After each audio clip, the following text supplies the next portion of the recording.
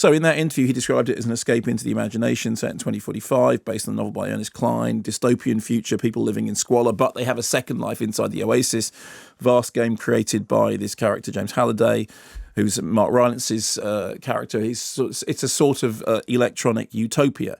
You gain credits and possessions in the game, but if you die, you lose all your possessions. That's what the quote was at the beginning of the thing. Are you willing to zero out and do all that stuff? And so we have our central character who lives in the slum world but spends his time in the Oasis as Parsifal, and there is this whole thing that the creator of the game has written into it. These 3 keys that need to be found to unlock the Easter egg that will allow you to become the person who's basically in charge of the kingdom. And while he's in that alternative world, he makes friends with people like Artemis, but people who he doesn't know in real life. And he's actually very specifically told, you don't use your real name in here. This is a other world. But then what happens is that the 2 worlds come together, and that was kind of the substance of that interview. We have Ben Mendelsohn, who is the crooked Nolan Sorrento, who's the CEO of Innovative Online Industries, who wants to gain control of the game. And so it's to do with who can get the keys first. I went into this slightly trepidatious, firstly because I wasn't quite sure about the posters. I mean, I thought the posters was, obviously it's the 80s retro thing, and that's fine. But I know a few people said, God, they look a bit naff. And I knew the sort of basic premise, but not much more than that. And I was worried that what was going to happen was it was just going to be sort of a festival of references to other things. I also confess, you mentioned in that interview that there's a silent running reference. Yes, there is, yeah. It's about half an hour, 20 minutes in, and it's a model of the Valley Forge. And I would be lying if I didn't say the minute the Valley Forge came on, my heart leapt. Of course it did. Of course it did. And I got to that point in the film and I thought, okay, he's on board. Tick that box. He's on board, okay. So the question is, can I then unpack, can I take that away and carry on as if, because it's not just like, you don't just wave Valley Forge at me and suddenly everything's okay. Here's the thing. I loved it. I thought it was really, really good. And I didn't go in thinking that I thought I was going to go in thinking it'll be okay, but I'm not entirely sure about the virtual world or the rest of it. When Steven Spielberg said, I geeked out making this movie, I mean, yes, you can feel that. I mean, any movie that's got an extended joke about Buckaroo Banzai, that is geeking out.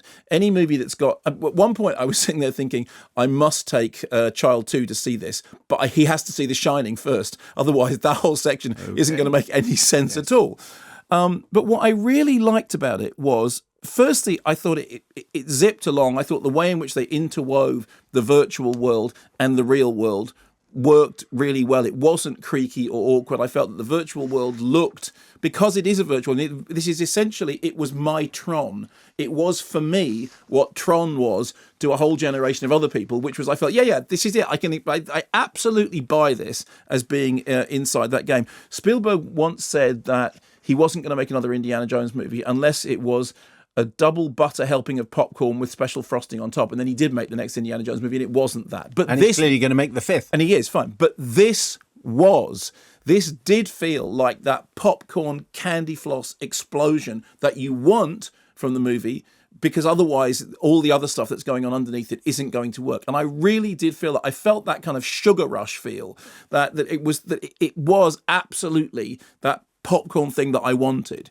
But more than that, beyond the fact that the Iron Giant is given every bit as much importance as, as some of the other monsters, what I liked was that I bought into it emotionally. Now, I am not someone who has ever grown up playing video games. We've discussed this before. I have no problem with video games at all, but I don't play them.